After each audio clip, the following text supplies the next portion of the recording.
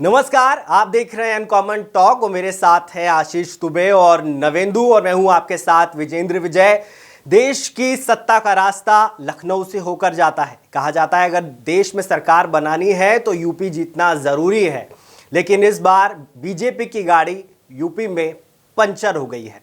BJP ने इस बार सिर्फ 33 सीटें जीती है और 80 सीटों वाले प्रदेश में सपा और कांग्रेस ने मिलकर 43 सीटें जीती हैं, जिसकी वजह से लगातार सपा और कांग्रेस बीजेपी पर हमले कर रही है। दूसरी तरफ बीजेपी में मंथन का दौर जारी है। लखनऊ से लेकर दिल्ली तक नेता चहलकदमी कर रहे हैं, मीटिंग्स हो रही है और क्या कुछ हो रहा है जानने के लिए आज चर्चा करते हैं। आशीष, लखनऊ से दिल्ली, दिल्ली से लखनऊ बहुत लोग कर रहे हैं, आखिर क्या वजह है? जो आपने बात कही कि बीजेपी की गाड़ी पंक्चर हो गई है, हर व्यक्ति को पता है जो कि बीजेपी से जुड़ा हुआ है, जिसने बीजेपी को वोट भी दिया है या फिर नहीं दिया है। लेकिन बीजेपी का जो खेमा मंथन में उलझ गया है, वो इस वक्त ये तय नहीं कर पा रहा है कि वो उसने जो चुनाव के बीच में जनता के बीच में गाड़ी दौड़ाने की अपनी कोशिश की थी, उसका ड्राइवर आखिर कौन था, कौन कसूरवार है, जिसकी वजह से जो बीजेपी 60+ सीटें मतलब 62 के आसपास थी 2019 में, वो 33 पे सिमट कर रह गई। जो 400 पार का दावा कर रही थी वो 240 के आसपास सिमट कर रह गई।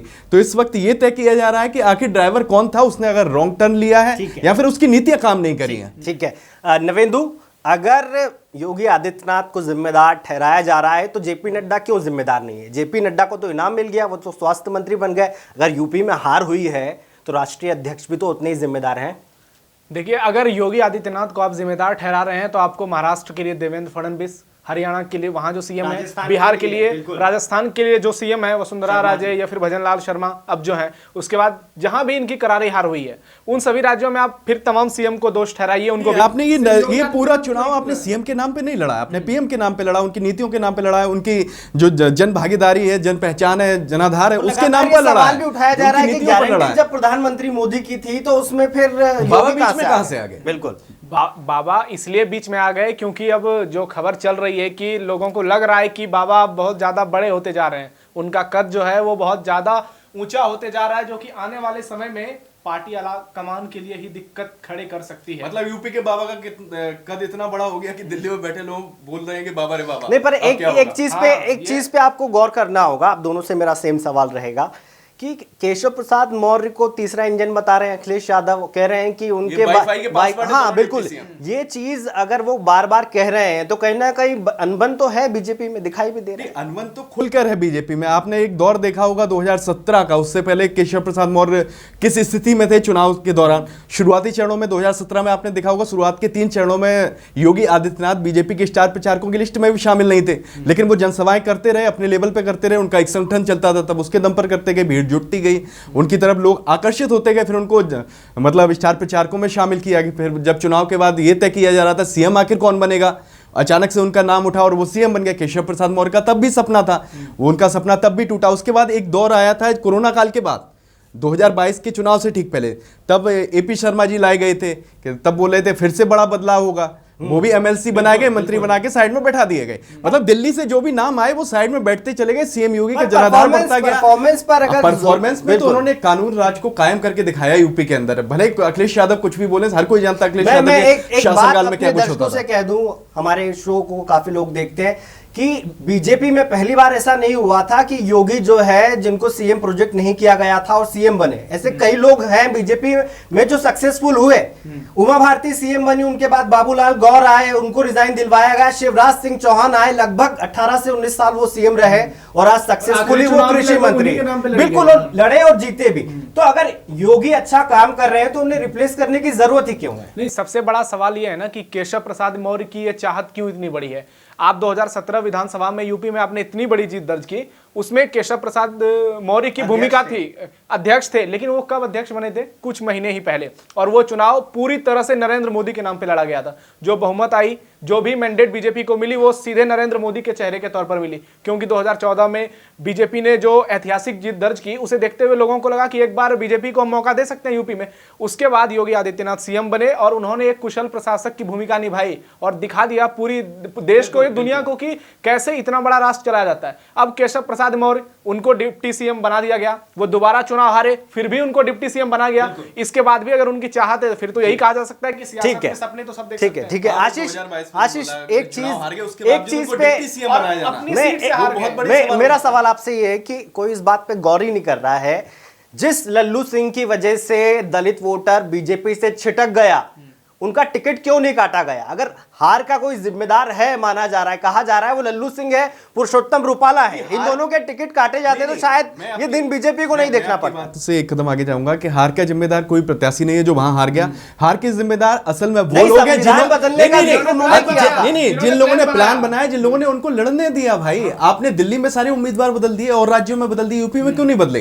कहा तो यहां तक जाता है कि सीएम योगी से राय तक नहीं ली गई, उन्होंने लिस्ट बना के भेजी प्रत्याशियों की, उसको पूरी तरीके से नकार दिया गया। अब बोल रहे हैं कि जो हमने प्रत्याशी दिए वो जीते क्यों नहीं? इसका जवाब आपने अगर सीएम योगी की बात मान ली होती, उनके सारे कैंडिडेट को उतार दिए होते, अगर तब हार होती बीजेपी की, तो आप कह सकते हैं। अगर आप मान लीजिए यही समय रहता कि अभी बीजेपी 60-65 सीट जीत गई होती, तो योगी आदित्यनाथ का नाम एक बार भी नहीं आता। कहते ये नरेंद्र मोदी की जीत है, ये बीजेपी की। कहीं ना कहीं इस चुनाव में बीजेपी की सोशल इंजीनियरिंग फेल हुई है। अखिलेश यादव ने गैर ओबीसी उम्मीदवारों को उतारा, वो जीते हैं। अपने परिवार से सिर्फ उनके 5 लोगों को टिकट दिया, वो लोग जीते हैं। बीजेपी ने सुभाषपा के साथ अलायंस करा इस ख्वाहिश में कि राजभर उनको वोट देंगे, निषाद के साथ अलायंस करा कि निषाद वोट देंगे, कुर्मी वोट देंगे, अपना दल के साथ अलायंस करा, लेकिन हकीकत में ऐसा कुछ हुआ नहीं। एक सवाल मेरा आपसे है कि जनता को बहुत सारी चीजें समझ में आती है, वो ये जनता ये भी देख रही है कि बीजेपी में कई ऐसे कार्यकर्ता हैं जो बहुत समय से पार्टी के लिए मेहनत कर रहे हैं, लेकिन आप चुनाव से ठीक पहले दारा सिंह चौहान को पार्टी में ले आते हैं, जिनके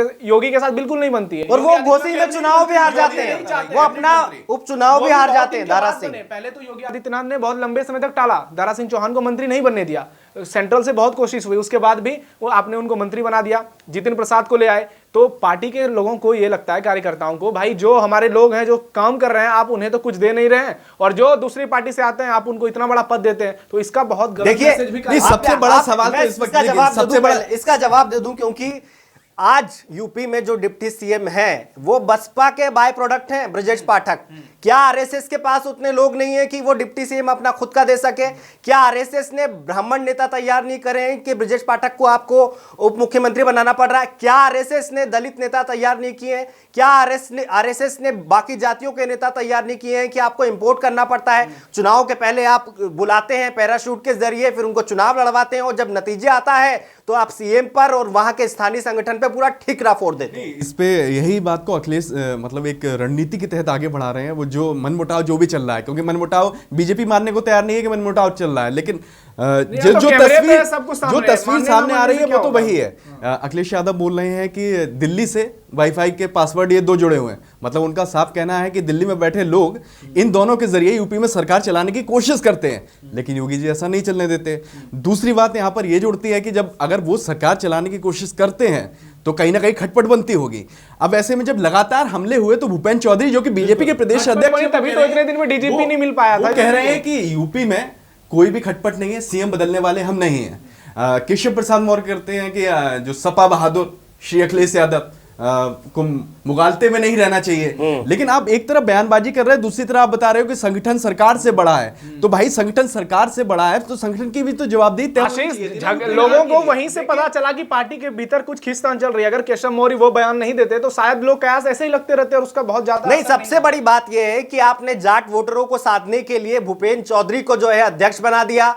मुझे नहीं लगता कि वो ऐसा फेस रहे कि जिनकी सभा में लोग भी आते होंगे उनको सुनने के लिए, वो लिखा हुआ भाषण पढ़ते हैं, वो लिखा हुआ भाषण पढ़ते हैं। आपको अध्यक्ष ऐसे आदमी को बनाना चाहिए। स्वतंत्र देव सिंह थे जो 2022 में शानदार कार्यकाल रहा उनका, योगी की बहुत अच्छे से थे, ट्यूनिंग भी अच्छी थी। अगर आप अध्यक्ष नया बनाते जो जमीनी कार्यकर्ता होता तो निश्चित तौर पे बीजेपी को उसका फायदा मिलता। फायदा तो मिलता है, और बीते दिनों में एक तरीके से शक्ति परीक्षण हुआ है यूपी में, कोई माने चाहे ना माने, लेकिन एक तरीके से शक्ति परीक्षण हुआ है। संजय निषाद गए केशव प्रसाद से मिलने, 2 बार मिलाए, राजभर गए, वो भी उनके खेमे में हुए, और उसके बाद फिर उसके बाद दोनों सीएम योगी के में भी गए। सीएम योगी ने मंडलवार बैठक ली, उसमें मंडलवार बैठक में सिर्फ विधायक नहीं आए, विधायक आए, एमएलसी आए और सांसद आए, और उसकी बाकायदा फोटोग्राफी हुई, तस्वीरें आई सामने, और पूरा का पूरा एक शक्ति परीक्षण हो गया कि सीएम योगी के साथ साथ आखिर कौन खड़ा है। और आशीष एक और चेहरा बहुत इंपॉर्टेंट रहा, पल्लवी पटेल। मेरा सवाल यह है कि बीजेपी का खुद का बहुत बड़ा संगठन है, क्या हार के बाद राजभर निषाद ये बीजेपी के लिए लाइबिलिटी बन गए? इनको ढूंढना क्यों जरूरी है? बीजेपी के पास तो अपने नंबर हैं खुद के। बीजेपी के पास कई बड़े चेहरे हैं ऐसे जिनकी पहचान दलित नेता के तौर पर है, या फिर चाहे हर वर्ग के नेता हैं बीजेपी के पास, लेकिन आप क्यों लाते हैं दूसरे पार्टी को जबकि उसका असर नेगेटिव होता है? आपने राजभर को लाकर क्या हासिल कर लिया? आपकी सीटें तो उतनी बिल्कुल नहीं बढ़ी, चुनाव बेटा हार गया, कहीं वो वोट ट्रांसफर नहीं करा पाए, और बाद उसके बदले आप उनको मंत्री पद दे रहे हैं, कैबिनेट में दे रहे हैं। क्या क्या उन्होंने बयानबाजी नहीं की थी सीएम योगी के खिलाफ? यहां तक कह दिया था कि उनको जूते चप्पल की माला पहनानी चाहिए। इसके बावजूद अगर इतना होता है तो फिर इस बात का जवाब तो पार्टी ही दे। क्लोजिंग कमेंट चाहूंगा आशीष, आपको क्या लगता है कि बाकी का जितना कार्यकाल है यूपी सरकार का, क्या वो शांति से निकल जाएगा कि अभी ये जो बर्तन टकरा रहे हैं इसकी आवाज और बढ़ने वाली है? नहीं, आवाज तो बढ़ी रही है और दिल्ली में इसकी धमक देखी जा रही है। दिल्ली में जो तमाम बैठकें हो रही है, एक के बाद पीएम मोदी, अमित शाह, जेपी नड्डा, और उसके बाद केरला में भी बैठक होने वाली है, आरएसएस की समन्वय बैठक होने वाली है। तो संकेत कुछ भी दिए जाएं, लेकिन सीएम योगी आदित्यनाथ को उनके पद से हटाना नामुमकिन नजर आ रहा है। और अगर बीजेपी कर देती है, फैसले लेने में माहिर है, कई सीएम बदले उन्होंने, गुजरात में तो पूरी कैबिनेट ही बदल दी थी। अगर ले लेती है तो ये सबसे दुर्भाग्यशाली फैसला बीजेपी के लिए। मेरा आखिरी सवाल आपसे ये है नवेंदु, उपचुनाव करीब है, 10 सीटों पर उपचुनाव है, कितनी सीटें जरूरी है ताकि ये माना जाए कि ब्रांड योगी बरकरार है?